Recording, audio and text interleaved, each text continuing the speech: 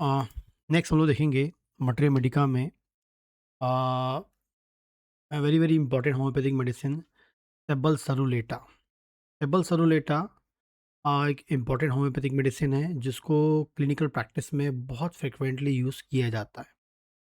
And market में जाएंगे तो आपको ये मदर टिंचर के फॉर्म में मिलेगा, 6 पोटेंसी में मिलेगा, 30 पोटेंसी में भी, 200 पोटेंसी में भी और आगे पोटेंसीज में मिलता है। लेकिन क्लिनिकल प्रैक्टिस में मदर टिंचर जो होता है बहुत ज़्यादा यूज़फुल होता है। क्लिनिकल प्रैक्टिशनर जो है मदर टिंचर ज़्यादा यूज़ करते हैं, 6 पोटेंसी ज़्यादा यूज़ करते हैं, लो पोटेंसी ज़्यादा यूज़ की जाती है। मदर टिंचर मतलब आप कह सकते हैं 1x पावर हम इसे बोलते हैं। यदि आप मार्केट में इसको लेते हैं तो ये आपको 30 ml में मिल जाएगा, 450 ml में मिल जाएगा, ठीक है, 100 ml में मिल जाएगा।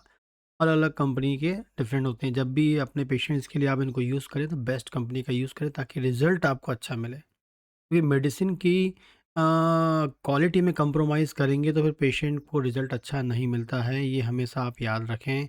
यदि आप अच्छे प्रैक्टिशनर हैं, प्रैक्टिस को इम्प्रूव करना चाहते हैं, अपनी क्लिनिक को इस्टेब्लिश करना चाहते हैं, क्योंकि देखिए क्लिनिक जो होती है वो लॉन्ग टर्म आपका रिजल्ट देती है। शुरुआत में तो पता नहीं चलता है, लेकिन आगे चल के आपको धीरे-धीरे मालूम चलता है कि क्लिनिक है आपकी कैसे एस्टेब्लिश होती है। लेकिन उसके लिए आपको अपने शुरुआत से ही कुछ चीज़ पे इम्पोर्टेंस रखना चाहिए। इस बारे में यदि आप कंप्लीट जानकारी चाहते हैं तो आप कमेंट करें, तो उसकी अलग से एक वीडियो मैं आपको बना के दे दूँगा। तो देखते हैं क्लिनिकली इसका क्या यूज़ होता है। सबसे पहला, ये हम स्टार्ट करने से पहले बात करें, ये मेल जेनाइटल ऑर्गन्स पे अच्छा काम करती है। एंड फीमेल में भी कुछ इम्पॉर्टेंट चीज़ पे अच्छा काम करती है, ठीक है। मेल जेनाइटल ऑर्गन पे काम करती है सबल सेलुलेटा, एंड फीमेल में भी अच्छा काम करती है। कुछ इम्पॉर्टेंट चीज़ बताऊंगा मैं आपको जहाँ पर ये काम करती है और लाजवाब रिजल्ट आपको देगी, ठीक है। पहले हम बात करते हैं, मेल की बात कर लेते हैं। मेल पे कैसे काम करती है उसके बारे में हम लोग देखते हैं पहले, ठीक है। अभी आप देख रहे होंगे, जनरली मेल की हम बात करें तो मेल के आपके जेनाइट मतलब आपके reproductive organ and urinary system, ठीक है ना। ये आपके बोलेंगे जेनाइटो यूरिनरी सिस्टम पे अच्छा काम करती है। किस पे? जेनाइटो यूरिनरी सिस्टम पे अच्छा काम करती है। जेनाइटल ऑर्गन्स पे भी काम करेगी एंड यूरिनरी सिस्टम पे भी अच्छा काम करती है, ठीक है ना। तो ये अपन एक डायग्राम देखते हैं। ये आपकी हो गई किडनी, ठीक। ये आपकी किडनी हो गई, ठीक। ये आपका ब्लैडर हो गया और ये आपका हो गया नीचे यूरेथ्रा। ये right kidney, right ureter, left kidney, left ureter, urinary bladder, ठीक है। एंड ये आपका हो गया क्या? यूरेथ्रा, ठीक है? और यहाँ पर एक इम्पॉर्टेंट ग्लैंड पाई जाती है मेल में, जिसे हम बोलते हैं प्रोस्टेट ग्लैंड। क्या बोलते हैं? जैसे हम लोग प्रोस्टेट ग्लैंड बोलते हैं, ठीक है। प्रोस्टेट ग्लैंड हम बोलते हैं, बहुत इंपॉर्टेंट ग्लैंड होती है। और जनरली यहाँ से यूरिन फॉर्म होता है, यूरेटर में आता है, यूरिनरी ब्लैडर में स्टोर होता है। और जैसे ही ये यूरिनरी ब्लैडर का जो थ्रेशोल्ड होता है, एक लिमिट क्रॉस करता है, जिसके बाद उसको यूरिन के लिए इम्पल्स ब्रेन में जाती हैं, तो वह इम्पल्स ब्रेन में जाएंगी और आप यूरिन करने बाहर जाते हैं और यूरेथ्रा से यूरिन बाहर निकल जाती है।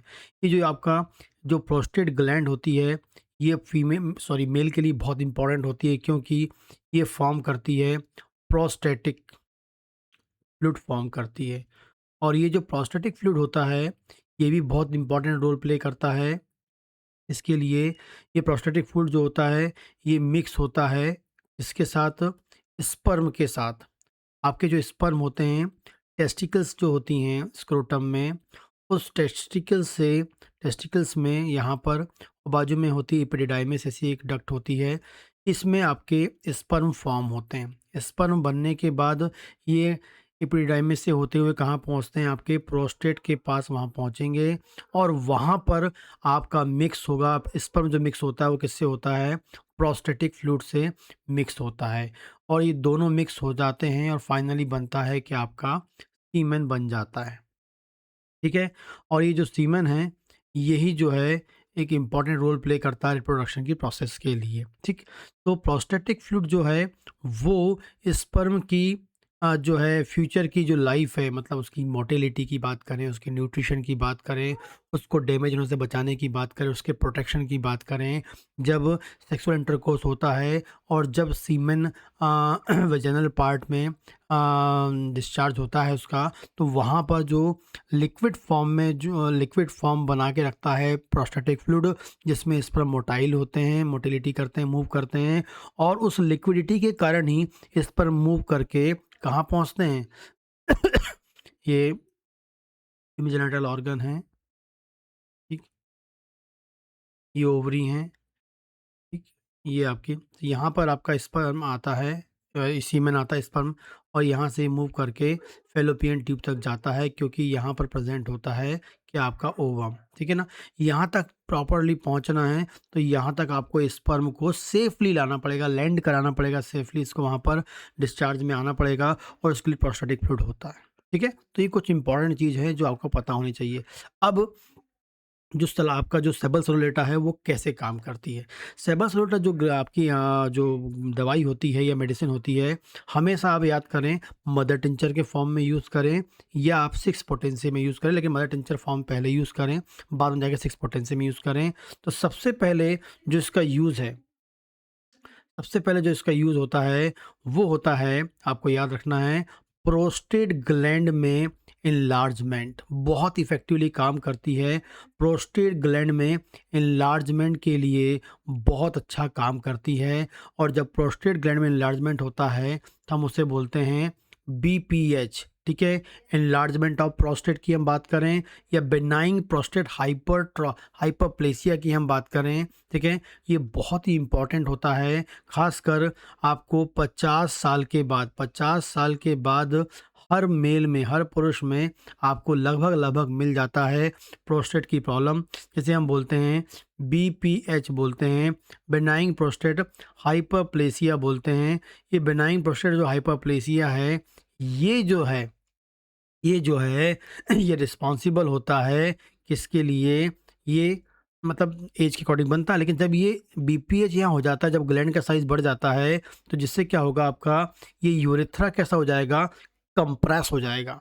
जैसे ही आपका यूरेथ्रा कंप्रेस होगा, तो ऑटोमेटिकली जो यूरिन यहाँ से बाहर निकलनी चाहिए, वो यूरिन नहीं निकलेगी। तो पेशेंट को जो लक्षण आते हैं, ये लक्षण आपको मिलेंगे, तो इस पे तो ये दवा बिल्कुल लाजवाब काम करती है। तो पहला तो आपको करना है बीपीएच, यदि प्रोस्टेट ग्लैंड एनलार्ज हो गई है, सोनोग्राफी में आपने करा के देखा है, ठीक है? तो आपको यहाँ पर प्रोस्टेट हाइपरट्रॉफी पे यूज़ करना है, आपको याद रखना है, किसी भी एज में हो जाए तब भी ये काम करेगी। दूसरा एक होता है पीएसए, ठीक है ना? प्रोस्टेट सीरम, जो आपका स्पेसिफिक प्रोस्टेट स्पेसिफिक एंटीजन होता है, और ये जो पीएसए होता है, ये प्रोटीन होता है, और जो आपका प्रोस्टेट ग्लैंड से निकलता है, ठीक है ना? और ये जो पीएसए है, एक इम्पॉर्टेंट रोल प्ले करता है, जो सीमेन को हमेशा लिक्विड फॉर्म में बना के रखने में हेल्प करता है। लेकिन जब बीपीएच किसी को हो जाता है, या प्रोस्टेट ग्लैंड में इनलार्जमेंट हो जाता है, उसमें भी क्या होता है, कई बार पीएसए आपका बढ़ के आ जाता है। तो इस पीएसए को भी ठीक करने के लिए आप सेबल सलोटर नाम की दवा यूज़ कर सकते हैं, मदर टिंचर के फॉर्म में अपने पेशेंट को दे सकते हैं, क्योंकि जो पीएसए है, वो बीपीएच के कारण हुआ है। अब पीएसए को हम लोग क्या करते हैं, ब्लड में टेस्ट कराते हैं, और उसकी नॉर्मल वैल्यू होती है 0 to 4 नैनोग्राम पर डीएल होती है, ठीक है ना? तो ये 4 से ज़्यादा आ रहा है, ठीक है, और साथ में बीपीएच है, तो आपको पीएसए बढ़ के मिलेगा। कई बार कुछ लोग पीएसए बढ़ने के कारण डर जाते हैं, कहीं उसे कैंसर तो नहीं हो गया है, लेकिन ऐसा शुरू में नहीं बोला जाता है। कैंसर के लिए कुछ दूसरी दूसरी समस्याएं भी होती है, दूसरे आपको चीज़ मॉनिटर करनी पड़ती है, ठीक है? लेकिन कॉमन बीपीएच पे अच्छा काम करेगी, पीएसए लगातार बढ़ रहा है, उसको रोकने में ये काम करेगी। तो तीसरी हम बात करेंगे, जब किसी को बीपीएच होता है, तो सबसे पहला जो लक्षण उसमें आपको मिलता है कि भाई जो है, आपको लक्षण से मिलेगा कि रात के टाइम में बार बार पेशाब जाने का मन करना, रात के टाइम में बार-बार पेशाब जाने का मन करना, ये सिम्पटम मिलता है। रात के टाइम में बार-बार पेशाब जाने का मन करता है प्रोस्टेट की समस्या के साथ, तो सेबल्सोलोटर देना ही देना है। या इसके अलावा भी यदि उनको रात में बार-बार पेशाब जाने का मन करता है, तो आप इसके बारे में सोच सकते हैं। तीसरी और फिर 4th नंबर की बात करते हैं। रात में बार-बार पेशाब चले ही जाना, मतलब बार-बार पेशाब जाले चले जाना, पेशाब करके आना, बार-बार बाथरूम में जाना, ये भी आपको मिलता है प्रोस्टेट की प्रॉब्लम के साथ, या ये लक्षण आपको मिलता है, तब भी आप सेबल्सोल्टर के बारे में सोचते हैं। मन में आपको दिमाग में आ रहा है तब भी देंगे, और वाक़ई पेशेंट बाथरूम में जाता है, फिर आता है, फिर जाता है, या लगभग-लगभग 4 से 5 बार वो रात में उठ के पेशाब जाता है, तब भी सेबल्सोल्टर के बारे में सोचना है, क्योंकि बार-बार पेशाब जाएगा तो नींद डिस्टर्ब होती है। फिर हम बात करते हैं 5वें सिम्पटम की हम बात करते हैं कि ऐसा पेशेंट जिसको रात में प्रोस्टेट की समस्या है, और उसकी जो पेशाब है वो कैसी हो जाती है, निकल जाती है, उसको पता ही नहीं चलता है। या हम बोलेंगे प्रोस्टेट के कारण जो पेशाब को कंट्रोल करने का जो पावर होता है वो ख़त्म हो जाता है। इनवॉलेंट्री यूरिनेशन होने लगता है, जिसे हम बोलते हैं एन्यूरेसिस भी बोलते हैं, एन्यूरेसिस बोलेंगे, या इनवॉलेंट्री यूरिनेशन हम उसे बोलते हैं। जब किसी व्यक्ति को पेशाब में कंट्रोल नहीं होता, पेशाब आई बाथरूम तक नहीं जा पाता है, प्रोस्टेट की समस्या साथ में है, तो सेबल्सोल्टर के बारे में सोच लीजिए। या इसके अलावा पेशाब की कंट्रोल कम हो गई है, तब भी आप इसको सोच सकते हैं। ठीक है, 8वीं हम बात करते हैं। अब पेशाब इनवॉलेंट्री हो रही है, तो इसका मतलब है कि भाई जो यहाँ का जो ये वॉल्व है, सॉरी ये वाला वॉल्व जो है, आपका जो हम बोलेंगे किसको, जो आपका जो यूरिनरी ब्लैडर का जो इंस्फिंक्टर है वो वीक हो गया है। यदि किसी पेशेंट का इंस्फिंक्टर, यूरिनरी ब्लैडर का जो इंस्फिंक्टर है, मतलब जो यूरिनरी ब्लैडर और यूरेथ्रा के बीच में जो इंस्फिंक्टर प्रेजेंट होता है, ये इंस्फिंक्टर, ये जो वॉल्व जो होता है, इसमें पैरालिसिस हो जाए, ये वीक हो जाए, प्रॉपरली बंद ना हो, प्रॉपरली क्लोज ना हो, ठीक है, इस कंडीशन में भी आप सेबल्सोल्टर के बारे में सोच सकते हैं। प्रोस्टेट हो या ना हो, आपको याद रखना है मैं क्या बोल रहा हूँ। ये वाला जो ब्लैडर है ये वीक हो गया है, इनकम्प्लीट क्लोज होता है, कमज़ोर हो गया, उसमें पैरालिसिस टाइप की प्रॉब्लम आ गई है, या कमज़ोर हो गया, प्रॉपरली बंद नहीं हो, मतलब पैरालाइज टाइप की हो गई है, ठीक है, वॉल्व की फंक्शनिंग कम हो गई है, तो आप सेबल्सोल्टर के बारे में सोच सकते हैं। बहुत इफेक्टिव दवा है, वर्क यहाँ पर कर सकती है। ठीक है, तो ये आपको याद रखना है। इसके अलावा नेक्स्ट सिम्पटम के बारे में बात करते हैं। यदि किसी को प्रोस्टेट की समस्या है और पेशाब करने में ताकत लगती है, प्रोस्टेट की समस्या है और पेशाब करने में ताकत लगती है, या हम बोलेंगे कोई पेशेंट है जब पेशाब करने जाता है उसको ताकत लगती है पेशाब को बाहर निकालने में, तब भी आप सेबल्सोल्टर के बारे में आप मतलब अपने पेशेंट को दे सकते हैं। इसके ये आप यूज़ कर सकते हैं, सेबल्सोलेटा यूज़ कर सकते हैं। पेशाब में ताकत लगे या पेशाब को बाहर निकालने में ज़ोर लगाना पड़ रहा है। ठीक है, अगली बात करते हैं, जो है पेशाब जो है, जब आप पेशाब करने जाते हैं और वहाँ जाने के बाद पेशाब निकलने में टाइम लग जाता है। आप गए और आप वेट कर रहे हैं पेशाब आएगी, यूरिन आएगी, लेकिन यूरिन को बाहर निकलने में हो सकता है 10 सेकंड, 20 सेकंड, कई बार 30 सेकंड और लग जाता है, कई बार पेशेंट को 1 मिनट भी लग जाता है, तब भी सेबल्सोल्टर के बारे में सोच सकते हैं। प्रोस्टेट के साथ हो तब भी, और प्रोस्टेट ना हो तब भी आप इसको सोच सकते हैं। ठीक है, या प्रोस्टेट की समस्या के साथ यहाँ पर आपकी प्रोस्टेट की समस्या है और यूरिनरी ब्लैडर में आपको क्या मिल रहा है, सिस्टाइटिस, मतलब इन्फ्लामेशन मिलता है यहाँ पर, तो आप तब भी अपने पेशेंट को दे सकते हैं क्या, सेबल्सोल्टर के बारे में सोच सकते हैं, जो यहाँ पर इन्फ्लामेशन प्रोड्यूस कर देता है। क्योंकि जब यहाँ पर ऑब्स्ट्रक्शन हो जाता है तो पेशाब बाहर नहीं निकलती, पेशाब लंबे समय तक यहाँ स्टोर रहती है, और जो कहीं ना कहीं इन्फेक्शन प्रोड्यूस करने के लिए, इन्फ्लामेशन प्रोड्यूस करने के लिए रिस्पॉन्सिबल, सिस्टाइटिस आपको आता है, यूरिनरी ब्लैडर में इन्फ्लामेशन आपको मिल जाता है। ठीक है, इसके अलावा बात करते हैं, ये जो आपका यूरिनरी ब्लैडर होता है इसके 2 पार्ट हो सकते हैं। एक जो आपका प्रोस्टेट ग्लैंड के पास वाला जो होता है उसको हम बोलते हैं प्रोस्टेटिक यूरेथ्रा बोलते हैं। क्या बोलते हैं? प्रोस्टेटिक यूरेथ्रा मतलब जो प्रोस्टेट ग्लैंड के आजू बाजू जहाँ प्रोस्टेट ग्लैंड उसके जो बीच में जो ट्यूब है यूरेथ्रा का, उसको प्रोस्टेटिक यूरेथ्रा बोलते हैं। यदि वहाँ पर इन्फ्लेमेशन हो गया है, वहाँ पर प्रॉब्लम हो गई है, तब आप इसके बारे में सोच सकते हैं। बहुत इफ़ेक्टिवली ये मेडिसिन यहाँ पर भी आप पेशेंट को दे सकते हैं। आगे बात करते हैं, यदि प्रोस्टेट की प्रॉब्लम है, यदि हम प्रोस्टेट की प्रॉब्लम है जिसके साथ में क्या मिल रहा है आपको, जो प्रोस्टेटिक फ्लूइड है, जो प्रोस्टेटिक फ्लूइड है वो या हम बोलेंगे कि जब इजैकुलेशन होता है, जो सेक्सुअल इंटरकोर्स कर रहे हैं, तब आपको पीनिस में पेन हो रहा है, और ख़ासकर जब इरेक्शन हो, जब इजैकुलेशन होता है, जब सीमेन बाहर निकलता है, वीर्य बाहर निकलता है, तब पेन होता है, तो सेबल सोलेटा बहुत इफ़ेक्टिवली यहाँ पर भी काम कर जाती है। आपको याद रखना है, जब इजैकुलेशन होता है, वीर्य बाहर निकलता है, बहुत तेज़ दर्द, ना के बराबर दर्द, जैसा भी दर्द हो रहा है, आप सोच लीजिए मेडिसिन कौन सी है, सेबरसोल्टा। क्योंकि ये जो प्रोस्टेट ग्लैंड में इन्लार्जमेंट हो जाता है कई बार, तो आप याद रखें उससे जो ट्यूब अंदर आई है वो भी कंप्रेस होती है, वहाँ पर भी इन्फ्लेमेशन हो जाता है और वो पेन प्रोड्यूस कर सकता है।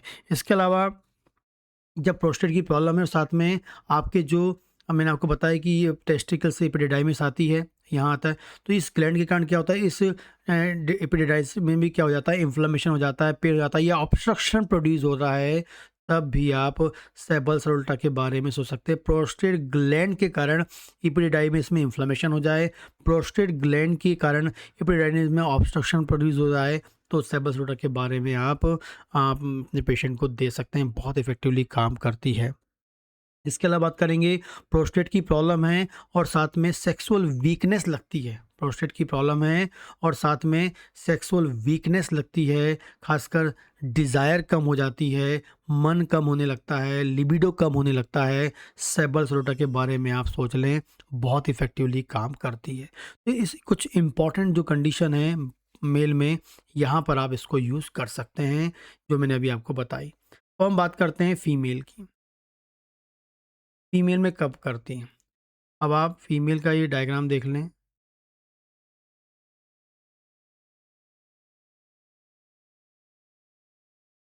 ये ओवरी है, ठीक? तो यहाँ पर देखें, तो ये जो ओवरी है, यदि इनमें इनलार्जमेंट हो जाता है, ओवरी में इनलार्जमेंट हो जाता है, तब भी सेबर सलोटा के बारे में आप सोच सकते हैं।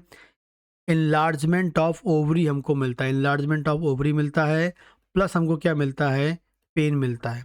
मैंने आपको मेल में एक और चीज़ नहीं बता पाया, जब भी पेशेंट यूरिन पास करेगा तो उसको दर्द मिलेगा, पेन मिलेगा, ये भी आपको रखना है इस कंडीशन में भी, क्योंकि प्रोस्टेट कंप्रेस कर देगी तो पेशाब करने में ताकत लगेगी, तो वहाँ दर्द आपको मिल सकता है, क्योंकि प्रोस्टेट के कारण यूटीआई होने की संभावना भी होती है। यदि प्रोस्टेट होता है तो यूरिनरी ब्लैडर में इन्फेक्शन हो सकता है और आपके यूरेथ्रा में भी हो सकता है, तो यूटीआई भी हो जाता है। प्रोस्टेट के साथ यूटीआई है, तब भी सेबल सलोटा के बारे में सोचें, क्योंकि ग्लैंड श्रिंक होगी, आपका यूरेथ्रा ओपन होगा, तो यूरिन पास बाहर होगी, ठीक है।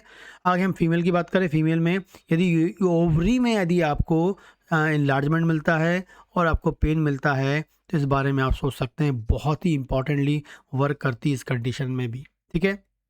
दूसरी आगे बात करते हैं, ऐसी फीमेल जिसकी दूसरा सिम्टम देखेंगे, ऐसी फीमेल जिसमें सेक्सुअल डिज़ायर जो है उसकी कम हो गई, ऐसी फीमेल जिसकी सेक्सुअल डिज़ायर कम हो गई है, वो सेक्स के प्रति उसकी रुचि ख़त्म हो गई है, उसके बारे में वो सोचती नहीं है, उस कारण से उसके कारण उसका जो पार्टनर है बहुत अधिक परेशान है, पेशेंट आके बोलता है, वाकई आके बोलता है, तो यदि सेक्सुअल डिज़ायर किसी फीमेल में कम हो गई है, तो उस डिज़ायर को इम्प्रूव करने के लिए सेबल सलोलेटा बहुत ही इफ़ेक्टिवली काम कर जाती है, ठीक है।